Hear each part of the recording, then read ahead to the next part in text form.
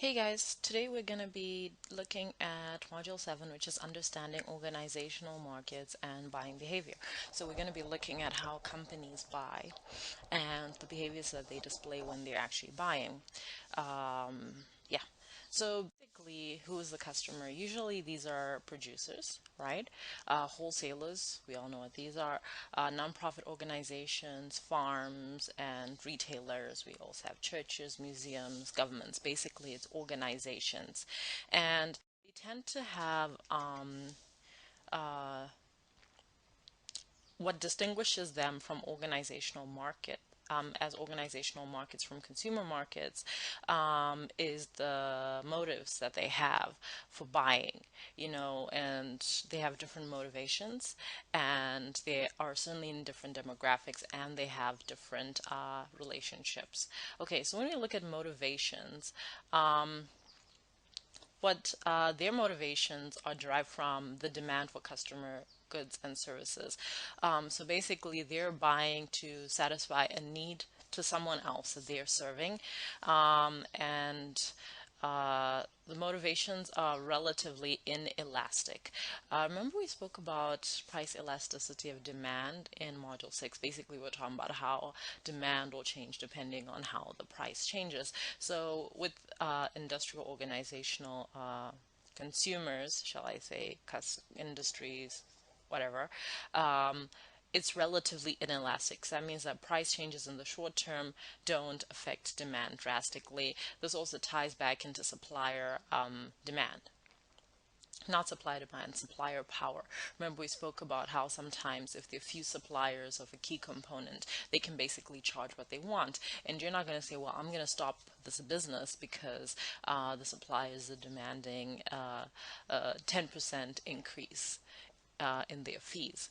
The other thing is it tends to be more erratic because small increases in customer demand can affect over time can strongly affect the demand for manufacturing plants and equipment.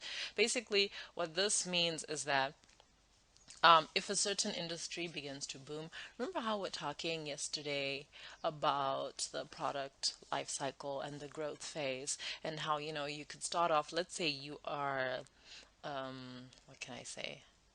Let's say you are a strawberry supplier. You're a farm, you sell strawberries, and traditionally you sold to people making jam, you sold here and there to people making dairy products, yogurt, blah, blah, blah. Let's say there's a big boom in eating dried strawberries, and suddenly, because of that buildup of people wanting dried strawberries, it comes back to you, it eventually does come back to you, and it can cause a bit of erraticness in the supply that you can offer to other people. And the last point is that it tends to be more cyclical.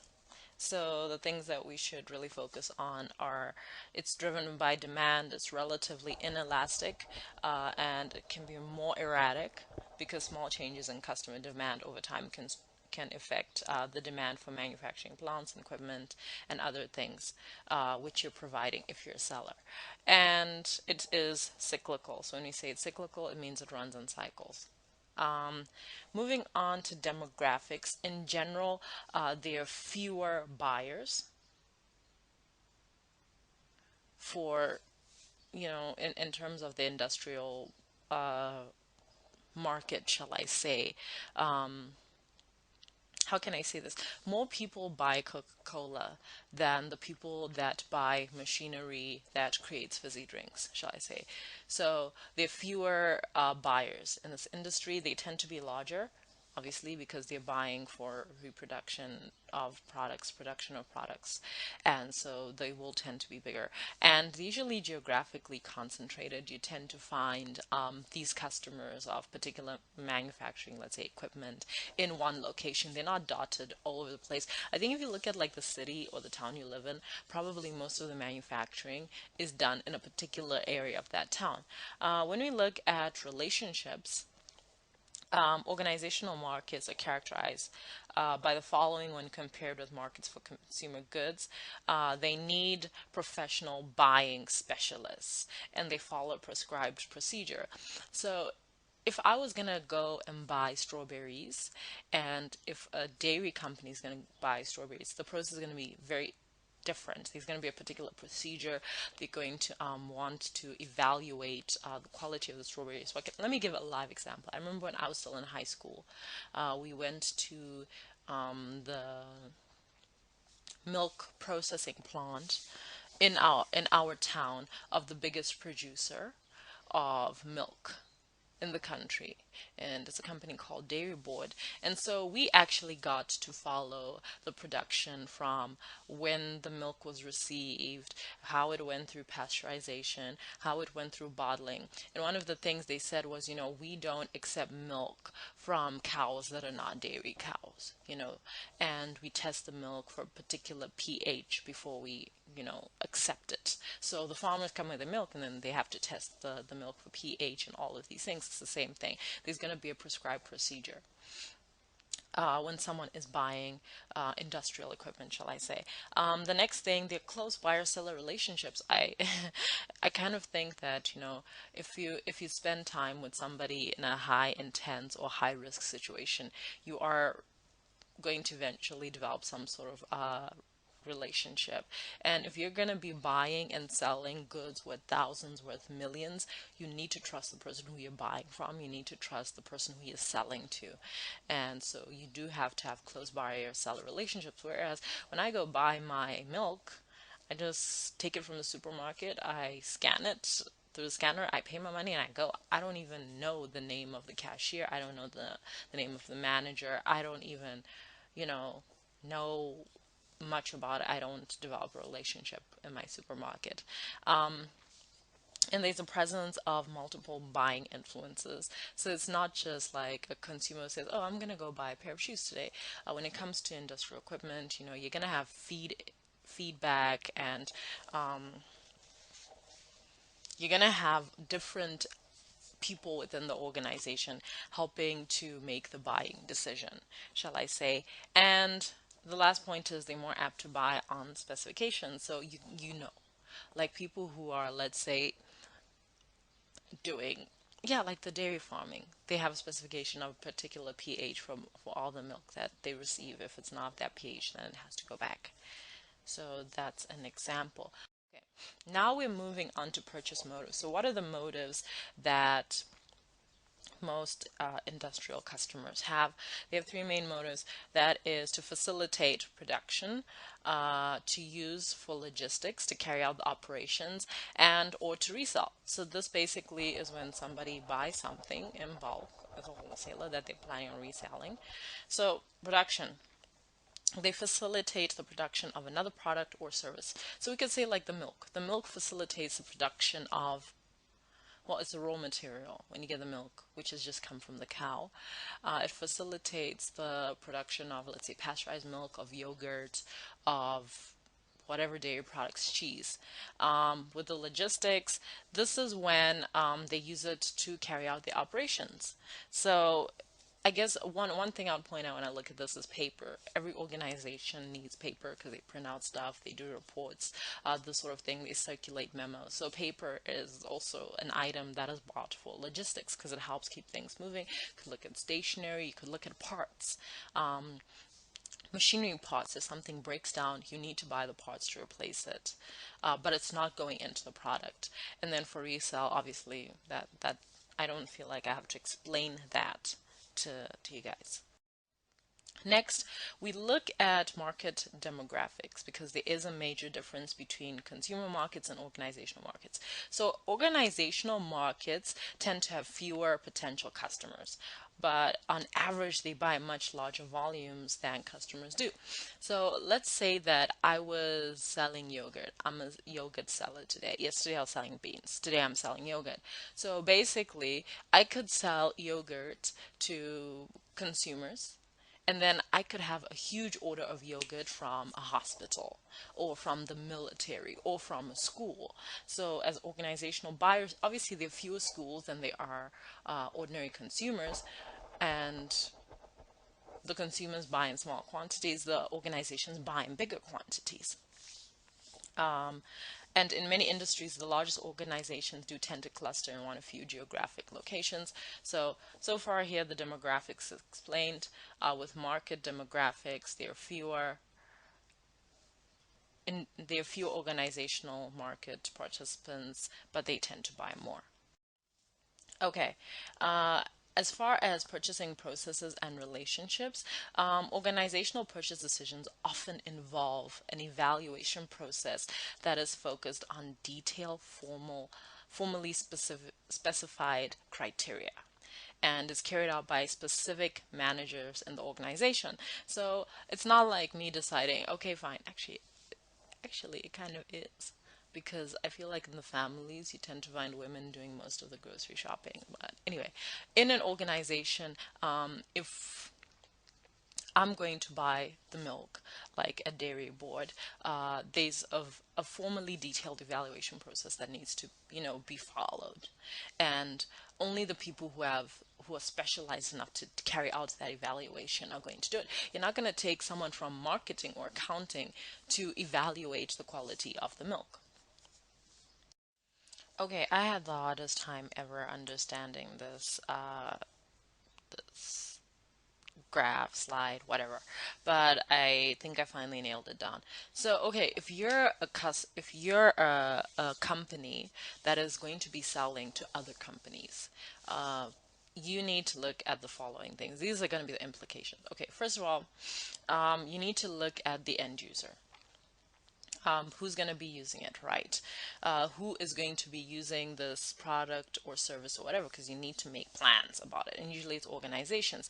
Now, the thing that makes it difficult, especially for you as a producer, is you need to know how much you need to produce. You need to know how much, how can I say? I guess the person that supplies Apple's microchips needs to know how many microchips to produce. But this is not always easy because it's hard to forecast sales, and you have very limited influence on deciding how your customer is going to buy, right? Because, I mean, how do you decide whether or not your customer is going to buy 10,000 microchips, or they're going to buy 5,000 microchips for their cell phones, right? So you need to keep an eye on the companies, or the end users, the people that you usually sell to, as well as on other organizations, and see if there are any trends. I mean, like, are their products soaring in popularity? Do they seem to be reducing capacity? Do they seem to be pulling back from marketing? That will kind of give you, excuse me, the ability to kind of decide, okay, how much should I produce, how much shouldn't I produce. And it's a very special demographic. It's not a large in Asia. There are very few.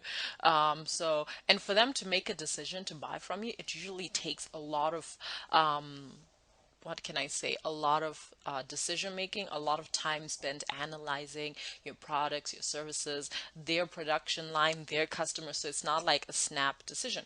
So on the other end, because you're selling to organizations, you're going to focus mostly on direct selling. We spoke about it before, you're going to focus on developing a one-on-one relationship through, let's say, direct selling with whoever is in charge of the whoever's in charge of the buying in that organization. Vertically integrated distribution channels. I have no idea why that's there. I completely don't. I didn't make the slide. I was just happy that I didn't have to make the slide. High involvement. I mean, yeah, you will use high involvement media to get in touch with these people because it's very high involvement. If someone's buying parts for a product, if they're buying machinery from you, it's expensive. So you're gonna not put an advert like we spoke about in the previous module and say, hey, don't you want to buy a machine that makes sugar out of canes? No, you're gonna go to trade association magazines and manufacturing associations and that sort of thing. And they tends to be an interdependence between buyers and sellers. What I say about this is they tend to kind of help each other out. If you've developed a good relationship with somebody that buys your machinery, let's say for sugar processing or ever, they can come to you and say, listen, we love your machinery, but we wish it could do this, or we wish it could do that. Can you make this improvement? And then that gives you ideas that you can now implement into your own products and service development. So, you do kind of have an interdependence on each other, because they need you to produce machinery or components that are perfect for their equipment. You also want to maintain their business, so it's in your interest to develop that. And on the other hand, you can also have synergy, shall I say, I'm going to use the word synergy, in terms of inventories. Like if you could develop a relationship with them where they say, listen, we want to implement just in time because we don't have space to house all these nuts and bolts. Could you deliver them just as we are, finishing our nuts and bolts, whatever?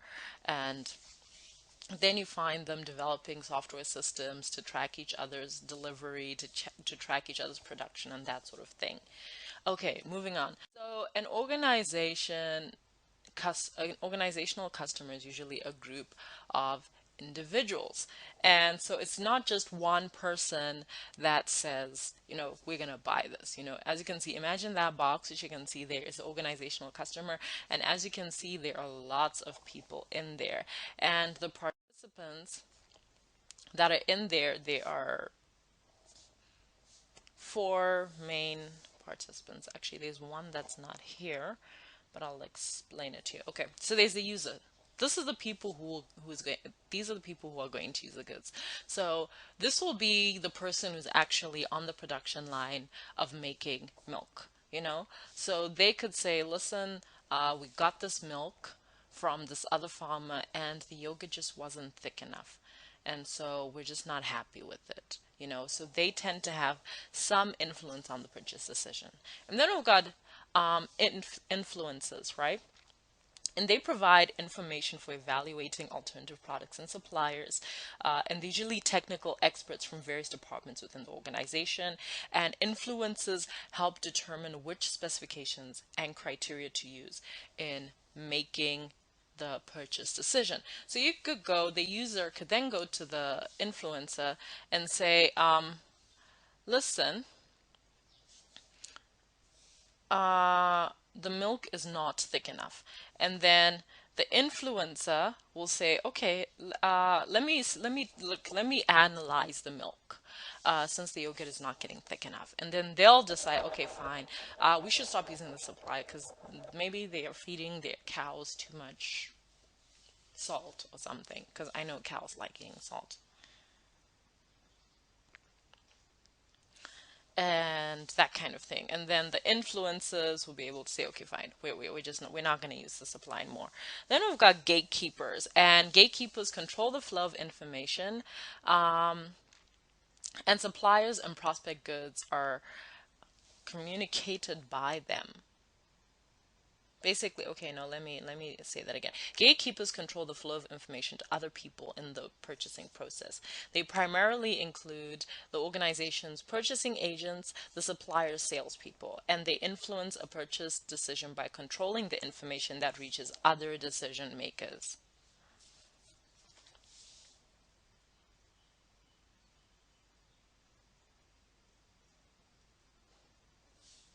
Okay. Next, we have the buyer. The buyer is usually referred to as a purchase agent or the purchasing managers. So buyers have the authority to contact suppliers and negotiate the purchase transaction.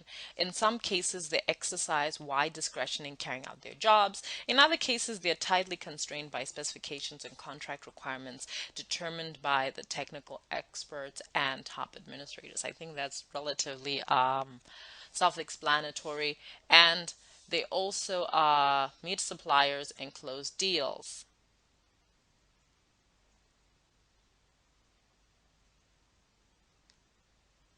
So, and then the last group, which is not here on the slide, forgive me, is the deciders. And the decider is the person with the authority to make the final purchase decision.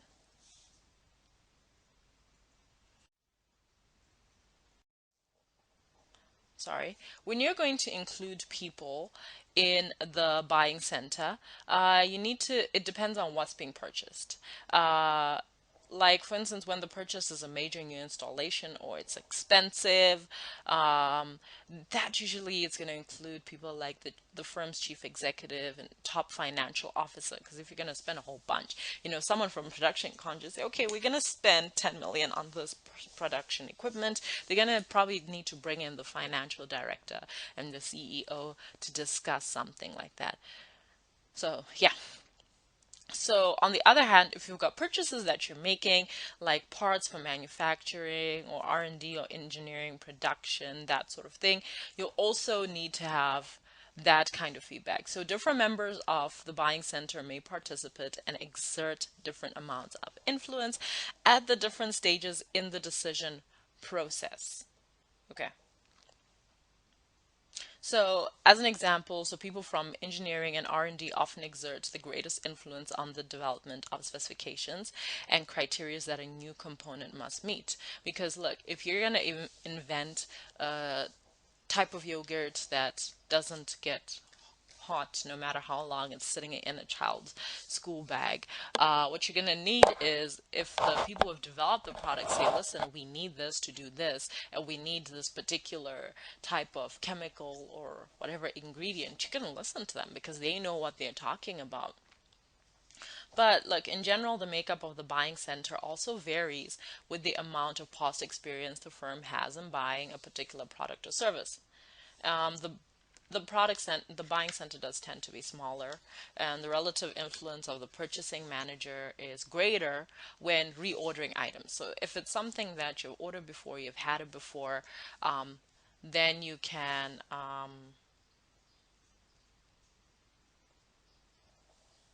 just say, well, it's a reorder, so the purchasing manager can get to just make that decision without influencing each and every single person who is there. Okay, so let's look at how this image, the relative influence of various functional departments at different stages in two types of organizational approaches. On the right hand, we've got the new buy. This is when you're buying something completely new. And the other one on the left is the straight buy. Okay, let's just come to the bottom here to the key, to the graph key, shall I say. So this is explaining what the different lines mean. So when you're identifying a need, purchasing, we're going to look at the first line. Okay, right. Okay, purchasing is going to be the person from purchasing function is going to be really important. As you're setting specifications, the person is still important and they still have a lot of influence in that buying decision. As you're evaluating choices, the purchasing manager is still very, very crucial. In fact, all the way up to selecting a supplier, that person continues to have influence because it's their job to know how to buy things and restock the organization of the different things that it needs. When we're looking at engineering, let's look at the broken line, which is at the top. When they're identifying a need, their importance or their influence goes up until they set the specifics of that particular product that you need. So let's say an engineer designs a car that is what? Heat proof. Okay, what? Heat proof? Yes. Let's say they design a car that is heat proof, right? So they say, fine, we need a special type of paint that we're going to coat the car with, right? And they're going to have influence in identifying the type of paint that's needed. So that's obviously going to cut out certain suppliers. If you don't supply that kind of paint, well, tough luck. And then they're going to group these supplies together. And then setting the specifications, it's still important for them because they need to say, okay, fine, we've gotten, let's say, out of the 100 supplies we had, only 10 supplies make the type of paint that we have. And so they've grouped them together. So then they set the specifications. They say, okay, fine, out of the 10 suppliers, we need paint that can do A, B, C, D, E, F, and G, And then fine, they've set the specifications, and then now because they have the general specifications, they've said why they need it, their influence tends to go down as the purchasing managers now say, okay, you know what, let's find companies that produce this. And because they're also trying to balance quality with price, whereas obviously the engineering function will probably want to choose like the most expensive thing, you know the most expensive thing. And so then they typically, their influence tends to go down and they don't work with suppliers and that sort of thing. The other line we're going to look at is the R&D. So when they identify a need, their influence kind of goes down, levels out. It goes down from identifying the need, right? Setting the specifics, right? Um, it levels out at evaluating the choices, because probably they're going to come to them and say, okay, fine, these are the options we have. We've got manufacturer A, B, and C, and D. They make these particular specifications of product or a component that you need. You want to work with them, and then they will now go back to their drawings and select the proper supplier. And then the production department obviously has a lot of they have influence when they start off. They identify a need, but then the thing is, because they're not the ones creating the thing, they're not the ones engineering the thing, they're just being told, okay, fine, you're gonna have to start putting this paint on the cars as you are manufacturing the cars. So their influence is, it's kind of low. They're almost just like observers, and their job would more be like, okay, fine, yeah, I think we can work with this paint. We can put it in our machines and it will work. And they'll be like, yeah, I think the specifications would work with our equipment. And then from there, it all goes down. They don't get to evaluate choices because they're not in R&D, they're not in purchasing, and they're not in engineering, and they certainly don't have any influence at all when it comes to selecting the supplier. They're just given the product to work with. With the straight rebuy, oh, things are a little bit different. So the production, let's see, the production manager has a higher level of influence because he's used this thing before. So he says, okay, fine, because he's using it, we're running out of it. So what he says, if he says we're running out of something, that's very, very important. Setting specifications, not that important because they're just buying the same thing. They don't have to evaluate anything, and the supplier is already selected. Like the people who are in purchasing already know who they get it from. So his job is just to say, listen, this thing is running out. In purchasing, they get told of the need, and it's like, okay, fine, then we're just gonna have to order this. The specifications have already been set. They might need to evaluate the choices again if perhaps people are not happy with the supplier that they had before, and then obviously they might have to select a new supplier. So they're definitely still gonna have influence in that angle. With the engineering, when it's a rebuy, they don't really have to identify any other components. Maybe, or identify the needs. They don't have anything to do with that because they're not on the production line. But if they're told, listen, the thing is running out, they can now, I guess, do an evaluation kind of thing where they look at the process and the production and they say, okay, fine, maybe we need to change the specifications and try something else that's different. And then obviously, because the purchasing managers are dealing with the evaluation of choice and selecting suppliers, or speaking to the supplier and saying, listen, can you now add this other feature to the paint or whatever, can you work on developing that, then usually their influence tends to go down in evaluating and selecting a supplier. With R&D, it's just about the same thing for them. They've already finished their part. They had already identified the component. They had already set out the specifications. They had already gone through the evaluation, selecting a supplier. So they actually have very little to do with anything.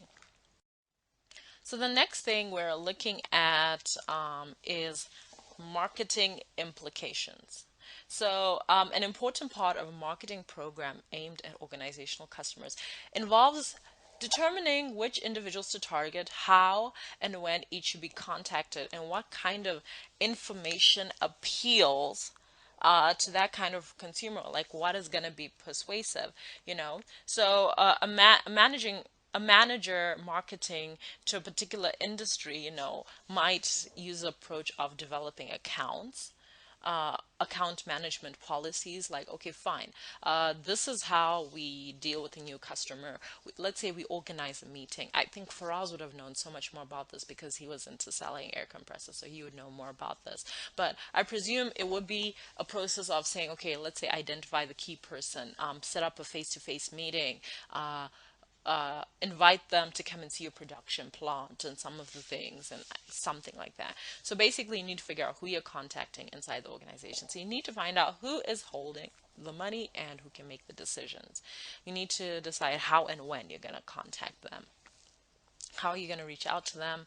How often are you going to, speak to them? Will you send them updates? What kind of information also are they interested in? Are they interested in seeing a new prototype, a particular type of machine that you're working on? Are they interested in cost saving and efficiency? So how are you going to give them the information that they're really interested in? And obviously, how are you going to manage them? Are you going to set up an accounting policy, an account management policy, which basically directs the sales force to seek appointments with top executives when calling on smaller firms, but let's say to initiate contacts with the purchasing department in smaller organizations? So, yeah. It's going to be something that you're going to have to think of. And you should also consider the fact that different members of a firm's buying center value different things when choosing suppliers and products. So that's something which you're going to have to take into consideration. Okay, so the next thing we're going to be looking at is how organizational members make purchase decisions, because you also have to consider, how extensively are they going to search for information, because it all depends on if it's a high involvement or a low involvement purchase. And, there's a lot of formal aspects and documentation, a high involvement purchase than in a low involvement purchase, and as well as how they're going to evaluate you. So now we're going to look at types of buying situations. So we've got a straight rebuy. This is when people buy a common product or service that the organization has bought many times before, like let's say paper, let's say paper clips, let's say staplers, things which are regular, shall I say. Next, we've got a modified rebuy. What happens with a modified rebuy is this occurs when the organization's needs remain unchanged, but the buying center members are not satisfied with the product or the supplier they have been using. They're like, no, our paper clips keep breaking, so we need to change. And then there's new task buying, and obviously this is when the organization faces a new and unique need. So let's say R&D develops something like we're talking about, the paint that is fireproof or heat proof or whatever, and then they need to basically figure out how they are, going to buy. Now the purchasing decision is going to be slightly different. They're going to have to do a lot of research and the such. Okay, so now we look at the purchase decision making process. So basically, it's going to be broken up into 5 areas, right? Recognition of a problem, search for information, evaluation and selection of suppliers, purchase decision, post-purchase evaluation. It's very similar to the one that we tackled before in the consumer buying decision. So the first part, you recognize you have a problem or need. So let's say there's a demand. Let's say customers start showing a particular interest in bubblegum flavored yogurt, and you don't have that, but your consumer has it. So that's, let's say, is derived from demand. People want it. So you're gonna think, oh gosh, now we need to find bubblegum flavoring, right? And then another thing that you have to do is you need to decide, okay, fine, if we're gonna have bubblegum flavored yogurt, what do we need? What are the requirements? How much of it do we need? The next thing is you're going to determine product specifications. You're going to say, okay, fine, we like to market our yogurt as being free of all sorts of different chemicals and stuffs and all that kinds of things. So we usually use ecologically friendly or stomach friendly or something weird like that, a particular standard or grade of flavorings. So you set out the specifications. Next, What you're going to do is you are going to search for information about products and suppliers. Yay! Searching for information. Okay. So what you're going to do is you are going to do a value analysis. And what a value analysis is it is a systematic appraisal of an item's design, quality, and performance requirements to help to minimize procurement costs. It includes an analysis to the extent to which the product might be redesigned, standardized, or processed using less expensive production methods. A cost analysis that attempts to determine what the product costs to supply to produce is also part of this analysis. So basically, you're going to figure out basically you're going to figure out how good each person's product is. Like at the end of the day, because you have specific specifications like before, and you need to figure out, okay, how is this going to fit into our company? Like, okay, not fit. Yes, into our company's financial goals. Let me give an example of financial goals. You need to decide how is this going to fit with our machinery, with our cost saving endeavors, shall I say. So let's say that you have an ingredient that you want to use for something that's volatile. Let's say this bubble gum flavoring, whatever thing, right? Let's say it's like vitamin C. I was recently reading about how a lot of people don't, a lot of cosmetic companies don't use vitamin C in their products because vitamin C is very volatile, although it does help production of collagen, so it's good for your skin.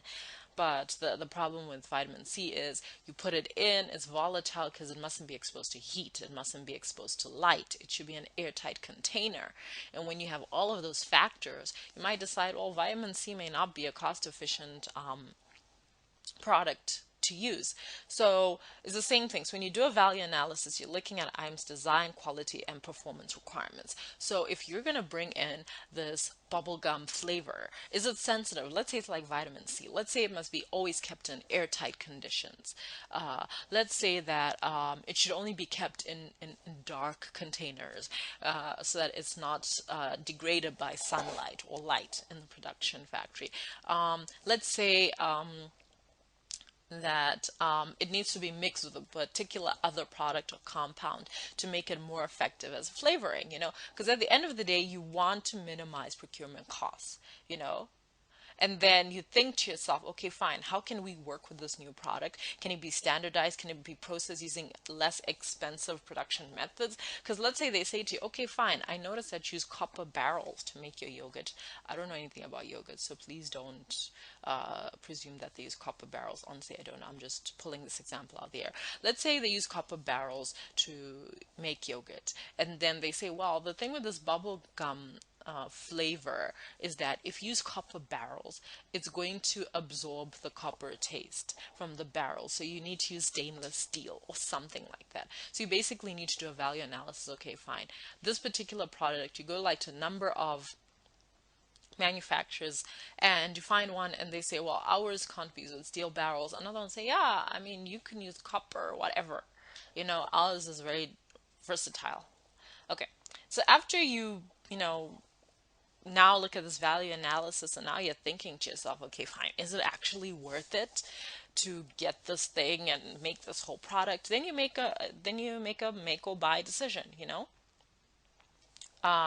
Sometimes you could have somebody in the company who's like, yeah, we could buy it, but let us in R&D try and figure out how to develop a similar flavor, shall I say, a similar flavor. So then you have some firms actually do have the option of making some of the components that they need by themselves. They don't have to buy anything. And then the other thing you're going to look at is information about potential suppliers. Usually they're going to do an in-depth investigation before qualifying a firm as a potential supplier. So they actually make a list of potential suppliers that they investigate thoroughly. And the investigation, it probably includes information like about the finances, reputation for reliability, ability to meet quality standards, information that, is vital, and usually you can get this information from salespersons, trade shows, other firms and consultants, and we could, scout them out by checking out catalogs, advertising, and trade literature. Okay, and then the next part is you are going to evaluate the suppliers, right? Because just like customers, organizations evaluate alternative suppliers and their offerings by using a choice set of criteria. And remember, when you're talking about choice set of criteria, we said, the specifications, the product features, that sort of thing. So each company has, and the benefits that you want to get. So each company has choice criteria, and obviously you want a supplier, to be able to meet quality standards, and their delivery schedule should be good, and price is also important. How much are they selling it for, and that sort of thing, especially if it's like a standardized product and that sort of thing. So you do a vendor analysis, right? And what some purchasing departments do is they construct quantitative ratings of personal suppliers. So what they do is they select a set of attributes and assign each a weight reflecting its relative importance. So I guess you could say that they create a scale, and then they say, okay, fine, these are attributes that we want. We want bubblegum flavoring that does not contain chemical X. How important is this to the company? And it could be, a 10, because they pride themselves on advertising as a yogurt maker that doesn't have things in its products that are bad for you. They could say, we want a bubblegum flavor supplier that is cost efficient. How important is this to you? And or that is cheaper. And then they could say, well, since we pride ourselves on making really great yogurt, we're going to say it's important to us on a scale like 4 out of 10, you know. And they're going to assign basically a weight to each, reflecting the relative importance. And then the supply is going to be rated by summing their weight scores across all attributes. They're just going to add them up and say, okay, fine, this particular supplier gives us has the highest score, so we're gonna work with them.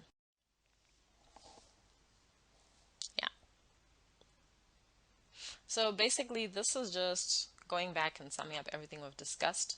When there's a recognition of a problem or need, someone in the firm recognizes a need that can be satisfied by buying some goods or services.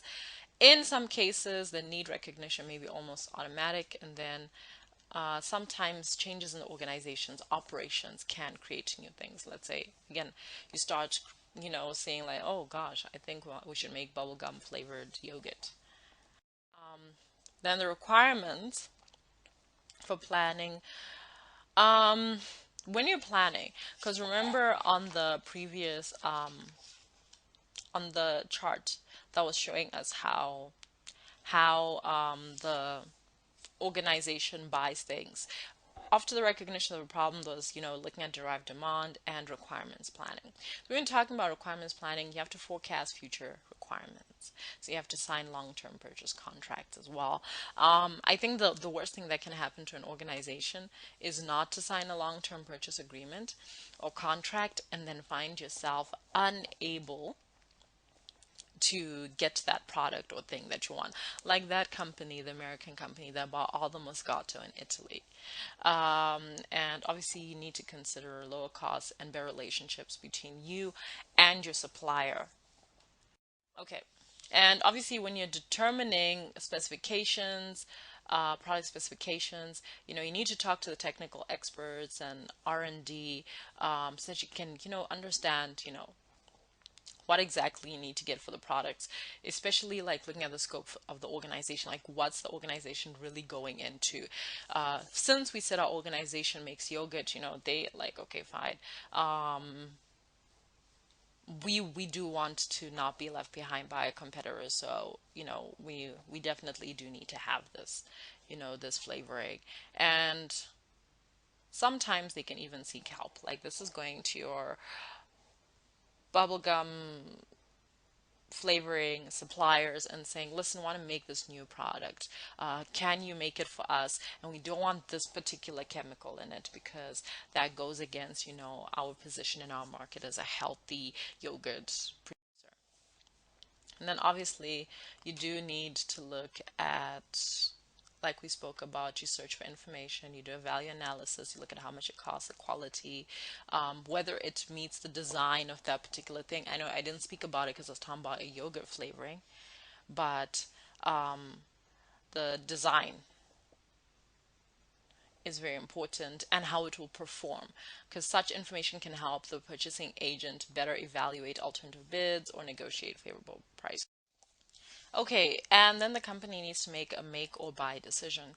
And the reason they have this option is because some of the things they're able to internally do, some of the services they're able to do internally, some of the components they can make internally, some of them they might not be able to, and then they're going to outsource it. Or find somebody to, like what they're doing, looking for a supplier. So some of the stuff that they can do internally, stuff like marketing, research, and advertising, some departments, some companies do have those departments in them. And externally, obviously they could take the route of, purchasing the service or the product from somebody like we're deciding. But the one drawback is sometimes it can be more expensive and you can develop an over dependence on that person producing that particular thing. Obviously, they do have to look for information about potential suppliers. They could either go with the old supplier who they already know and they're satisfied with, or if they're not happy, they can look for new ones and they'll investigate finances, reputation for reliability, and the ability to meet quality standards. The next thing we're going to be talking about is the evaluation and selection of suppliers. So obviously you're going to have choice criteria, price, attributes, other factors. And so here is an example of a vendor analysis. We've got vendor one and let's say attribute one, and then you will give them a scale, shall I say, of between I would give them a scale of 1 to 10 on each attribute, like we discussed before, and then I'll just add them up together, and then the vendor with the largest amount of positive attributes or altogether has the best offering in terms of attributes and price will be selected. So, next, what if a customer makes an unethical demand of its supplier? Okay. Ethics is something that's really, really, really, really important. And a lot of businesses can be penalized for unethical behavior. I think we've seen this.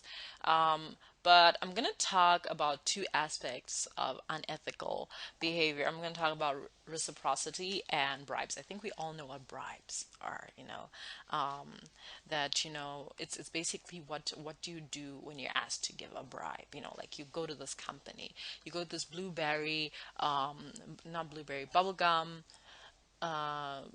flavoring company, and they say, well, we have the exact product you need, but if you want to get it, because there are a lot of companies that want it, if you want to get it, you should give us a bribe. You should give us a bribe. Or but that's from the supply angle, because we are acting as suppliers in this case.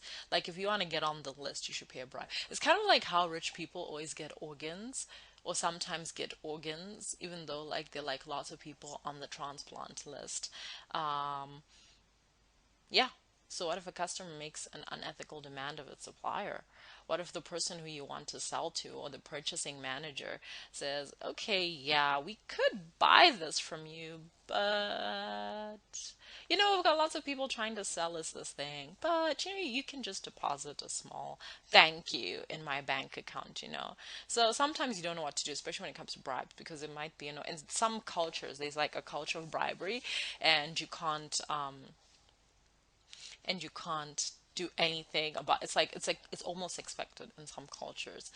So you wonder, okay, do you report it or do you refuse? That's why it's important to build relationships at multiple levels of the customer's organization. Like if you're going to sell something to a school, let's say you're going to sell your yogurt to not a school, to a hospital, and there's a particular administrator that wants a bribe, it'll be good if you have a relationship with the general manager of the hospital and other such people, so that you can perhaps bypass that person that wants a bribe. When it comes to reciprocity, what happens is, okay, reciprocity occurs when an organization favors a supplier that is also a customer or potential customer for the organization's own products and services. So it's kind of like, oh, you buy from me and I buy from you. Let's see, I need an example of reciprocity. Example of reciprocity. Okay, I have an example of reciprocity. Okay, let's say there's a company that manufactures paper, right?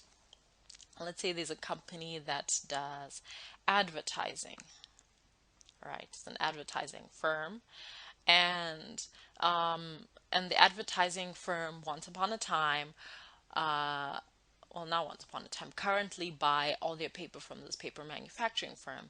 And then one day the paper manufacturing firm's like, hey, we need some advertising, like let's actually create some some ads and that kind of stuff. Oh, I know, we already have a client that we sell to. And then they go to them and say, listen, um, we sell you paper and we gave you a really good deal, so we're also expecting you to give us a really good deal on our advertising, unlike the other paper producing company that you created an ad for. So that's kind of like reciprocity. That's how you explain it. It's basically scratch my back and I'm going to scratch your back.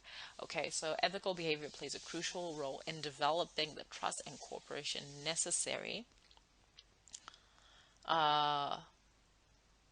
when buyers tend to do unethical behavior. Okay, that doesn't make sense. Sorry about that. Okay, we're now. Okay, now we are looking at the purchase. So basically, we're going to be looking at the different types of ways that organizations purchase. They can have individual spot contracts. That's when you evaluate a supplier like, oh yeah, we like your stuff. Okay, fine. We're going to buy this from you now. So please deliver this to us now. It's not the same as long-term purchasing contracts where you say for the next 5 years, we're going to be buying this product from you. So you're going to be supplying us yearly and that sort of thing. And what happens with this is it obligates a supplier to fill all of the buyer's needs for a specific product at a consistent, usually discounted price over a year. And what happens is that the buyer needs to specify all the details of the product that they're getting. So you need to say, okay, fine, I am going to buy component X from you. It should have this size, should be in this quantity, and it should have this ability or these 10 attributes, right?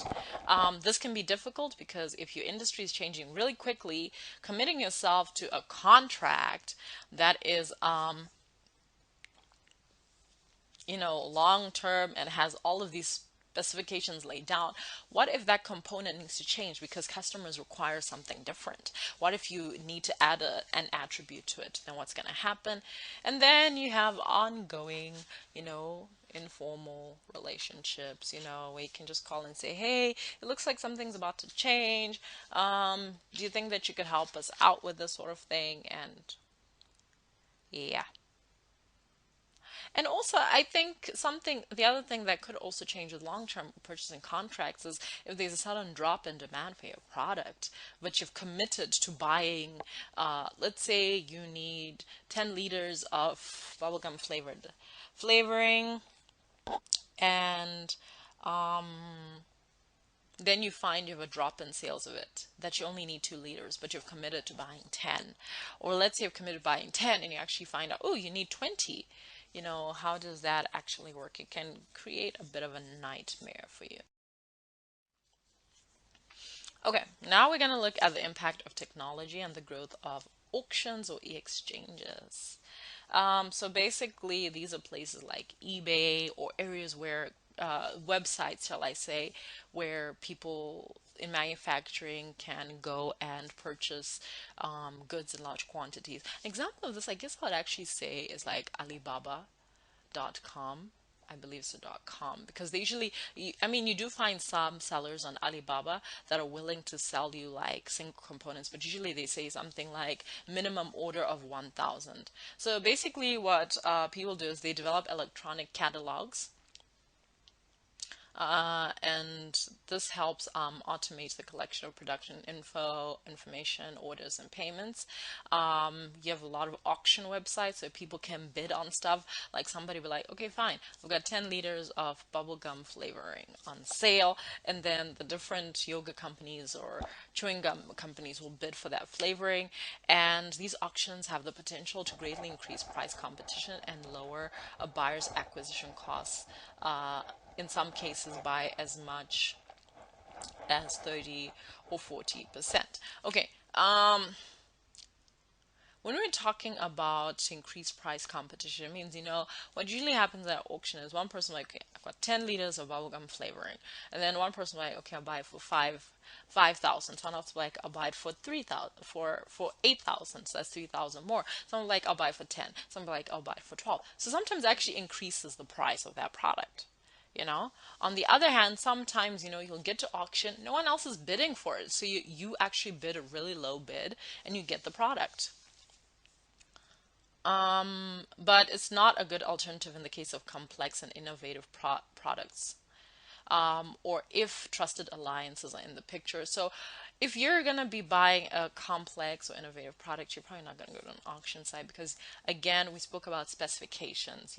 You're doing your value analysis. So, or if you already have a trusted alliance with people that you know and trust, and you buy from each other, so you're not likely to go to an auction site. And they work best for purchases where the buyer has experience to draw upon. So this is somebody that knows what they're buying, even if they can't see it physically and touch it. And where those requirements are likely to change rapidly, onemarket.com can help with that.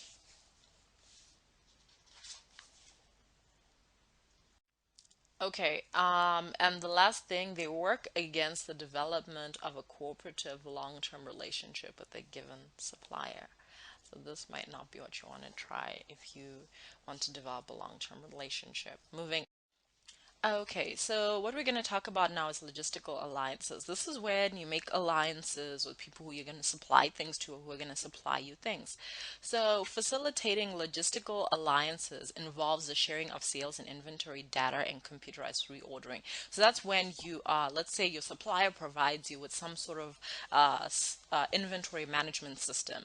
And so as you're slowly depleting your inventories, like as you're slowly finishing or using up the bubblegum flavoring, the system reports to them that, listen, their bubblegum flavoring is about to finish, and they can start putting plans in place to to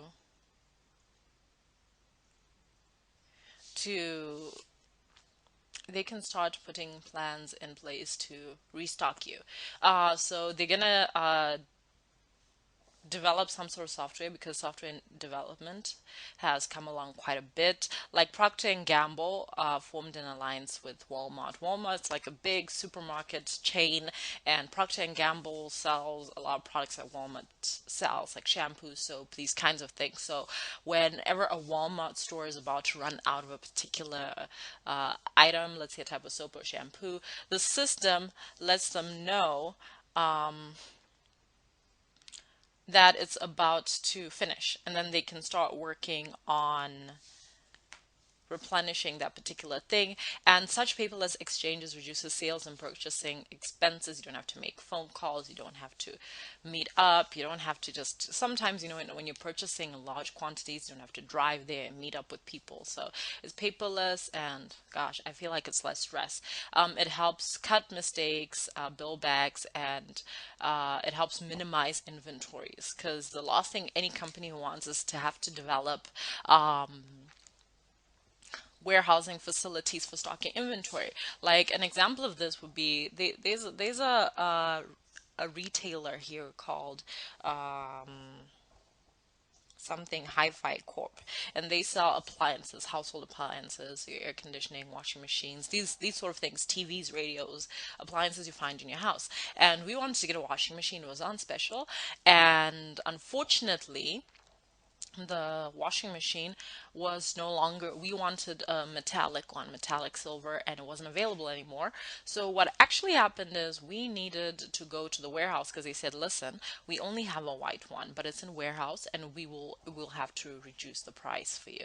And we're like, okay, fine. And because we had our car that we're gonna like take the washing machine, and we actually had to drive with them to the warehouse, and the warehouse is just stock full of like washing machines and all sorts of things. And I was thinking, wow, they have to keep all this inventory, they have to pay for this warehousing facility as well.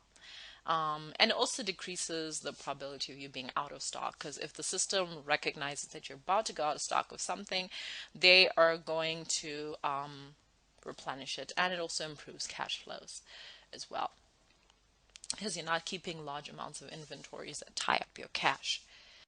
Moving on, now we're going to be looking at performance evaluation and feedback.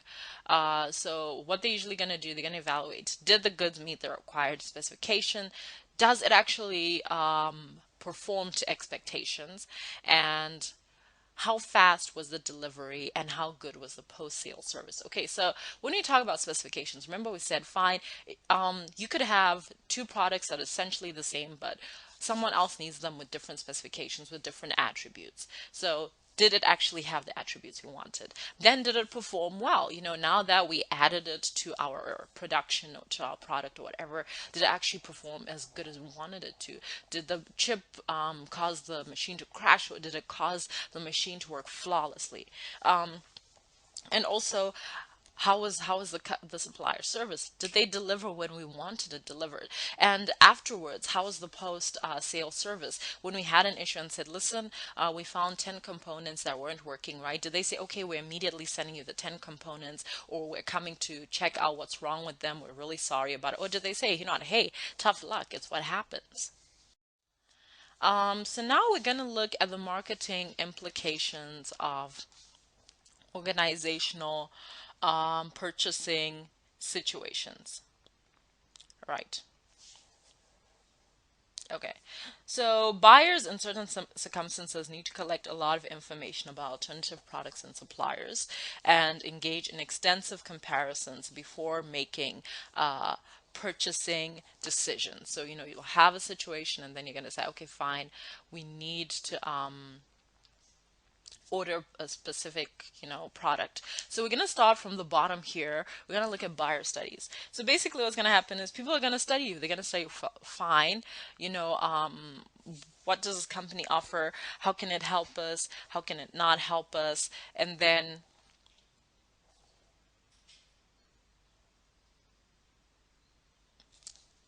sorry, my mind has just gone blank. Okay, basically the company is going to study you, which I think we've dealt with that already. We don't need to go back into that. They're going to study you as a potential supplier, or you're going to study a potential supplier to see whether they're good enough. And then after they've passed that and you've created a pool of potential suppliers, then you're going to compare them. Who's providing this, which one should go with us, which one would go best with us with our products, and which supplier has a better reputation, that sort of thing, which supplier is known for being reliable. And then the new supplier, you're going to choose it, and they're gonna convince you to sign a contract with them. You're gonna be like, okay, fine, we're gonna sign this contract. We're gonna try out your product, and then you're gonna try it out, and you're going to, hopefully, you'll enjoy it, which will lead to you creating a long-term relationship with that company. And once you have a long-term relationship, that's when you talk about long-term contracts. And then you develop trust for the future. You reorder. If you want a specific component designed a certain way, you let them know that you want the component designed in a particular way. You share some of the designs that you want, and that generally helps. If we're going to look into conditions that favor. Okay, so when we look into developing long-term buyer and supplier relationships, some of the things we consider is, is it a full partnership? Have you guys, I feel sometimes it's possible to get to partner up with your supplier, and thereby you get a lot of components that you need just from the one place. Is it that you're going to get customizable services? They may be like, okay, fine, with all our customers we usually give them an option of buying this quantity at this amount, but with you we're going to change perhaps the amount, the minimum quantity amounts, and that sort of thing. Can you actually help design improvements in what they're supplying you? Can they help you design improvements in what you're producing? We also look at logistical alliances. They provide you with what you need faster than anyone else can give it to you faster, and you implement things like reorder systems, which I think we've already spoken about in great detail. Now we come to developing trust between suppliers and customers, and it develops person to person, basically, because what will usually happen is that if you're going to buy a particular product or service from a person, you are you're likely going to develop a relationship with that person. Like if you're a supplier and you usually speak to a particular purchasing manager, you'll develop a relationship with that personal particular purchasing manager. So some of the things that occur is you end up developing mutual trust. You avoid opportunistic acts that may hurt the relationship. So in other words, if they say, listen, we can't do a particular thing for you right now, we're falling short, do you then say, okay, fine, now on a 50% discount off because you've disappointed us, because you don't want to hurt the relationship? And it's mainly affected by human behavior from both parties. There's nothing worse than dealing with a purchasing manager that sucks, that has an attitude problem, that's always grumpy, always snapping, always yelling. Also, you don't want to deal with someone who's supplying you on one end and they always act as if, well, your company's really small, we don't really care about you, and I've got bigger clients to deal with. The other thing that will help you develop this supplier and customer relationship is policies and standards. Developing good purchasing policies and standards, so that the next time they're purchasing something from you, or you're purchasing something from somebody, the conditions don't keep changing. They don't keep saying, like for instance, you want to buy something from your supplier. Usually they'll give you like 60 days to pay. Suddenly it's like, no, we're giving you 30 days to pay. That sort of thing. And people who you're supplying to don't want things to just change suddenly, like for purchasing process to suddenly change. Another thing that helps you develop a relationship is training. Sometimes a supplier can provide training about how to use a particular component, how to get the most you can from it. Sometimes, yeah, I think that's the best example I can give. Actually, I don't have another example for that. And rewarding customer orientation. This basically deals with rewarding people within your organization, I believe, that are good at working with customers, good at building relationships with customers. So conditions favoring trust, they need to be a foundation, they need to be proven interest, and there's a great deal of uncertainty as well. Trust tends to build slowly. Thus, the parties must have some history of satisfying experiences with one another to provide a foundation for trust. Remember how I was talking about how a consumer will have an experience with your product or service, and then they will put that in long-term memory. And so a bad experience can actually shake things up a bit.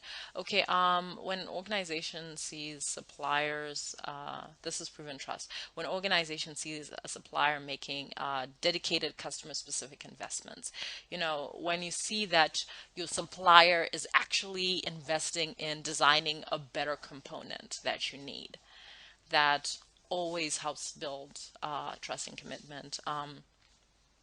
Next, uncertainty in fast-changing industries such as network and software, organizations are not likely to depend on few suppliers. So if there's uncertainty, it can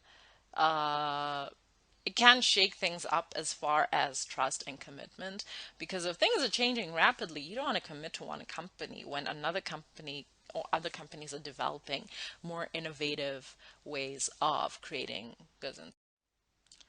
Okay, so now we're going to talk about purchasing processes in government markets. It's basically when a government is buying goods or services. So what they tend to do is sometimes they do a public review, which is basically like they say, okay, fine, these are the companies that have in general been providing us with services. We want to see how well they've been doing it, and then you're gonna have to submit a lot of documentation and paperwork basically for the government to see whether they've been doing a good job or not. The generic notices, um, when they just say, hey, you know what, we want to do some purchasing, please submit a bid. And obviously, there's a lot of bureaucracy and costly paperwork and red tape, especially when you're submitting a tender. And then we've got costs. Right. Lower prices are awarded, but in some cases, more quality, uncertainty, and complexity are excluded from such rules. So, in other words, governments tend to go with the person who's offering it for less. But the person who's offering the product for less might not be the best quality supplier of that. The product may be complex.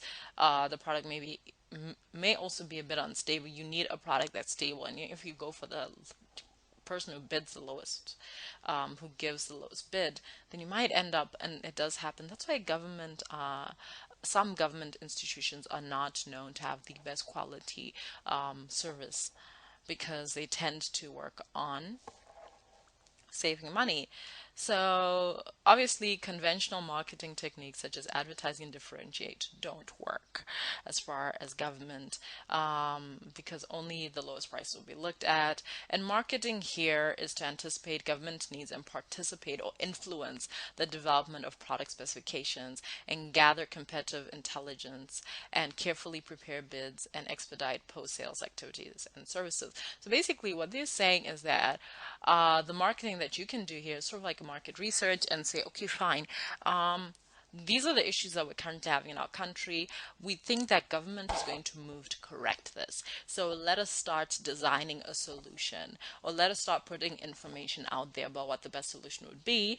Therefore, when they do start looking for this product, when they do set up the bidding process in the future, we're going to have a bid that has been prepared and is just perfect. Okay, so now we're going to be looking at how selling different kinds of goods and services to organizations requires different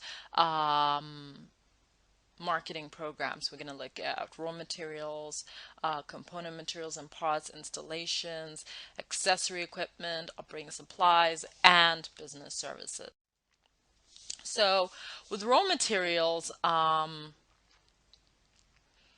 obviously, okay, there's a category raw materials. So raw materials obviously unprocessed. It's like getting raw milk from the cow farmers, right?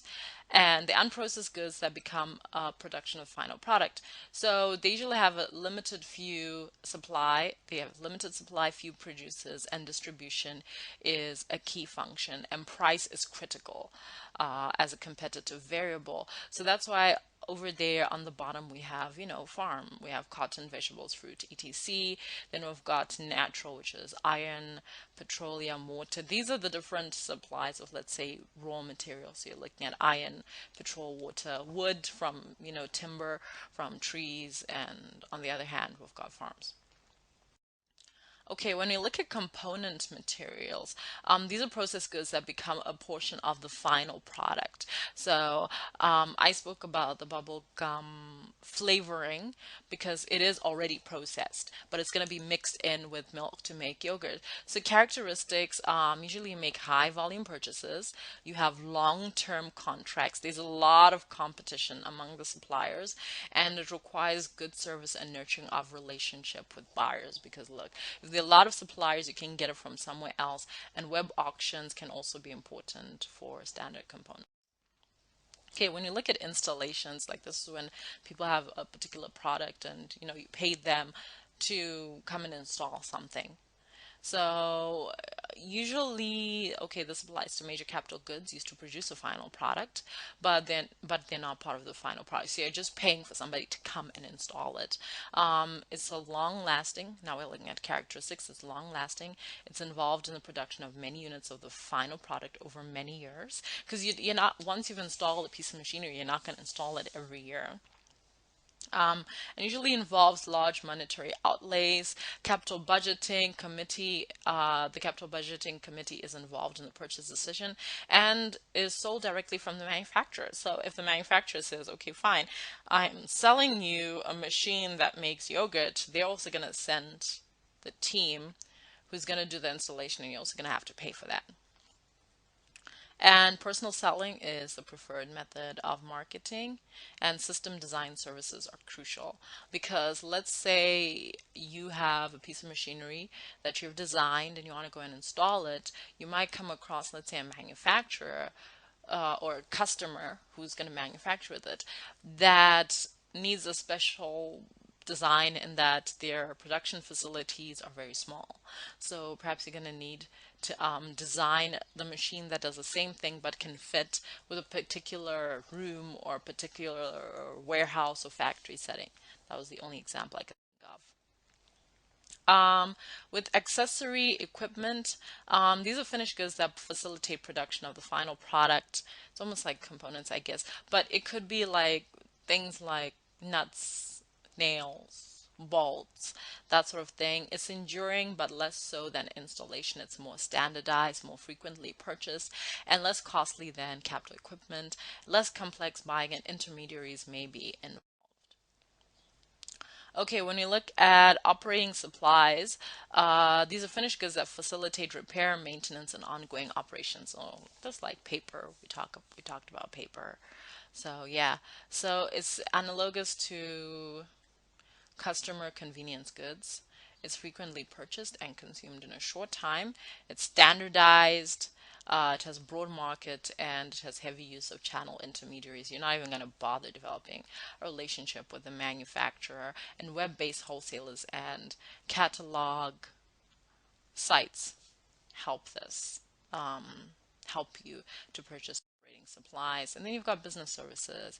These are just special expertise to facilitate ongoing operations, your law firms, your ad agencies, the sort of thing, your market research companies. And usually with them, you do develop long-term relationships. Um, and you do look at, your suppliers' qualifications, their reputation, their experience, and the purchase decision often has to be made by the top executives.